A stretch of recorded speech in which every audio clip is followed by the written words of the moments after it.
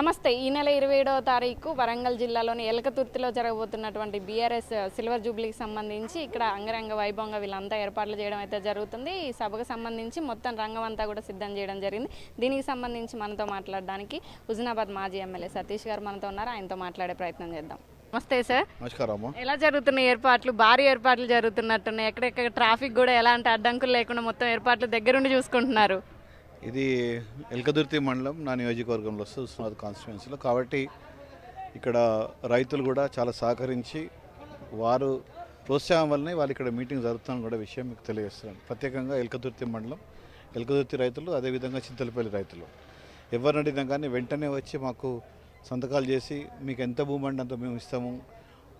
10 గుంటలు ఉన్న వాళ్ళు కూడా ముందుకు వచ్చిండ్రు. 10 ఎకరాలు ఉన్న వాళ్ళు 30 ఎకరాలు 40 ఎకరాలు ఉన్న కూడా ముందుకు వచ్చి మేము ఇస్తున్నామని చెప్పింది. కాబట్టి ఇవాళ దరిదాపు 1250 ఎకరాల దాకా సేకరణ జరిగింది. ఇంకా ట్రాఫిక్, ఇంకా మాకు పార్కింగ్ కోసం కావాలంటే కూడా అటువైపు ఇటువైపు చూసుకుంటే ఇంకా 300 ఎకరాల దాకా కూడా పెరిగింది. మాకు దరిదాపు దట్టు పొలంలో పంటలు ఉండగానే ముందుకు వచ్చి ఇచ్చినామా.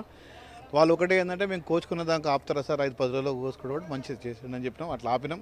కొన్ని దిక్కులో మీరు కోస్తా అంటే కోయండి సార్, దానికి లాస్ట్ టైం మాకు ఇంత అమౌంట్ వచ్చింది, ఇది మీరు మాకు చేయండి అని చెప్పి వాళ్ళు బిల్స్ తీసుకొచ్చిండ్రు. దాని ప్రకారంగా మేము కూడా కొన్నిటికి అంటే ఎస్పెషల్లీ ఈ గ్రౌండ్లో ఉన్న వాటికి కొన్నిటికి చేయవలసి వచ్చింది మాకు. కానీ ఎక్కడ ఇబ్బంది జరగలేదు. ఇంత ప్లేస్ అవైలబిలిటీ ఉన్నప్పుడు మరి ట్రాఫిక్ ఏ విధంగా రావాలి, ఇక్కడ వచ్చిన వాళ్ళకి ఎటువంటి సౌకర్యం ఉండాలి, అన్నీ కూడా కేసీఆర్ గారు మొదలే వారి అనుభవంతో మొత్తం చెప్పడం జరిగింది. వారు చెప్పిన విధంగా ఎన్ని రూట్స్ వరంగల్ నుంచి వస్తున్నాయి, అటు హైదరాబాద్ వాళ్ళు కానివ్వండి, నల్గొండ వాళ్ళు కానివ్వండి, సూర్యాపేట నుంచి కానివ్వండి, ఖమ్మం నుంచి కానివ్వండి, హన్మకొండ నుంచి వెళ్ళి, వరంగల్ నుంచి వెళ్ళి, తర్వాత కొత్తగూడెం నుంచి వచ్చే వాళ్ళకి ఏ రూట్ ఉన్నది. అదేవిధంగా ఇటు దిక్కు ఆసిఫాబాద్, తర్వాత మంచిర్యాల, తర్వాత పెద్దపల్లి, రామగుండం, పెద్దపల్లి, కరీంనగర్, ఇటు జగిత్యాల నుంచి వచ్చే వాళ్ళందరూ కూడా ఈ కరీంనగర్ రూట్ నుంచి ఏ విధంగా వాళ్ళు రావాలి. అదేవిధంగా మాకు ఇటు సైడ్ నుంచి ఆదిలాబాద్, నిజామాబాద్, మెదక్, సంగారెడ్డి, తర్వాత మేడ్చల్ నుంచి వెళ్ళి, అదేవిధంగా సిద్దిపేటకు సంబంధించిన వాళ్ళు ఏ విధంగా రావాలి.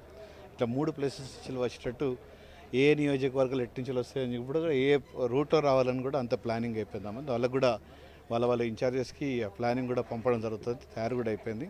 అది ఫైనల్గా సిపి గారితో ఫైనలైజ్ చేసుకొని అది ఫైనలైజ్ చేసి పంపిస్తాము. కాబట్టి ఎటువంటి వాళ్ళైనా కానీ చాలా ఫ్రీగా వాళ్ళు ఇక్కడికి వచ్చి మీటింగ్ అటెండ్ చేసేటట్టు ఏర్పాటు చేయడం జరిగింది. ఎండాకాలం కాబట్టి ఇంత పెద్ద స్టేజ్ కానివ్వండి, ఇంత పెద్ద భారీ బహిరంగ సభ కానివ్వండి, ఇంత పెద్ద ఏర్పాటు గతంలో కూడా ఎన్నడూ లేదు. ఇదే తొలిసారి అని చెప్పుకోవాలి.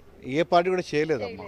ఇది ఓన్లీ కేసీఆర్ గారే చేయలేదు సార్, ఇంకెవరు కూడా చేయలేరు. ఇంత పెద్ద పార్టీ 180 ఫీట్లు ఉన్నది టైర్స్ పొడవు, స్టేజ్ 100 ఫీట్ వెడల్పు ఉందమ్మా. ఇది దాదాపు 400 నుంచి 500 మంది ఇక్కడ ఈ డైస్ మీద కూర్చునే అవకాశం ఉంది. ఇంత ఏరియా కూడా దాదాపు 1250 ఎకరాలు అఫీషియల్గా, ఇది కాక ఇంకా 300 ఎకరాలు కూడా మాకు అదనంగా మాకు పార్కింగ్ కోసం అలా చేస్తున్నంటే 1500 ఎకరాలు కూడా దొరకడం అనేది కూడా నిజంగా మేము మా రైతులకు మేము గర్వపడుతున్నాం. రైతులు వాళ్ళు ఇచ్చినందుకు మేము చాలా గర్వపడుతున్నాం. అంటే బ్రహ్మాండంగా సార్ వస్తారు, మీటింగ్ పెడతారు ఇక్కడ అనగానే వెంటనే వాళ్ళు స్పందించి రావడము. అదే కాకుండా వచ్చిన వాళ్ళు కూడా ఈజీగా వచ్చిపోయేటట్టు దాదాపు 10 లక్షల మజ్జిగ ప్యాకెట్లు, అదే కాకుండా 10 లక్షల వాటర్ బాటిల్స్ కూడా ఇక్కడ ఆర్డర్ చేయడం. దానికి ఏ విధంగా మనం డిస్ట్రిబ్యూట్ చేయాలి, మీకు అక్కడ ఎదురుగా బ్లూ కలర్ బాక్స్ డబ్బాలు కనబడుతున్నాయి మీకు. అవన్నిట్లలో కూడా ఐసులు వేసి మరి డిస్ట్రిబ్యూట్ చేసేసి వచ్చిన వాళ్ళకు కూడా ఎటువంటి ఇబ్బంది కాకుండా చల్లటి మంచినీళ్ళు, అదేవిధంగా చల్లటి మజ్జిగ ప్యాకెట్ కూడా ఇచ్చేటట్టు కూడా, ఇవే కాకుండా మళ్ళీ ఎక్కడైతే పార్కింగ్ ప్లేస్ ఉంటే అక్కడ కూడా అరేంజ్మెంట్ చేయడం జరిగింది. అదే కాకుండా మహిళలకు ప్రత్యేకంగా టాయిలెట్స్ కూడా ఏర్పాటు చేయడం జరిగింది, వాష్రూమ్స్ ఇట్లా. అదే కాకుండా పార్కింగ్ ప్లేసెస్లో కూడా మళ్ళీ సపరేట్గా వాష్రూమ్స్ కూడా ఏర్పాటు చేయడం జరిగింది. సో అన్ని రకాల కేర్ ఇక్కడ తీసుకోవడం జరిగిందని తెలియజేస్తుంది.